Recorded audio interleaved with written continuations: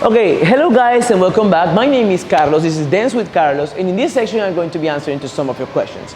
So this question in particular is very important. Someone asked, what are the most important, or what is the principal Afrobeat styles?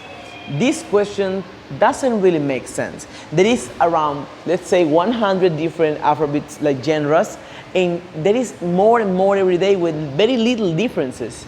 So I can tell you which are the first ones to be known, but telling you there's a principal one, it will be offensive to the countries that produce these musical genres. So this question doesn't really make sense. Now I can tell you the history of some of them. So let's start.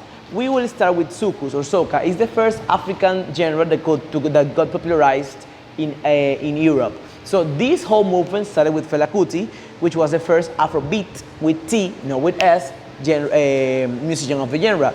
Europeans started really liking African music and they started buying it by the million. So this helped the African culture to start becoming something profitable, okay?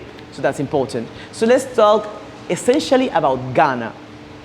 Ghana had this dance style that most of you might know. Its name is Asonto. Asonto got popularized because of a Fuse G song, but Asonto was a thing in Ghana. And in this dance style, you move your body and imitate daily activities like boxing, that is really important for the Ghanaian culture. So let's say these people, this genre traveled all around Africa and it got to Congo. Some Congolese artists and Congolese merchants had to travel to France in order to make a living. And when they did, they found a really hostile environment. So they all came together and created let's say the culture of the coupé décalé, which is also a musical genre. So coupé décalé comes from coupé, cutting in French, and décaler, running in Congolese. It means outsmarting the white folks and then keep on running and share it with everybody in their community. So they would go into a club, very well dressed, and when someone can dance really good, they will give them money for their efforts. So the Asonto beat is something like this. Coupé décalé becomes more urban, it had some hip-hop elements to it, and it started something like this. The first Coupé décalé song name is Sagacité. You can find it in YouTube. So then we move to Angola. In Angola they have Kuduro. In Ivory Coast they have the Kuduro.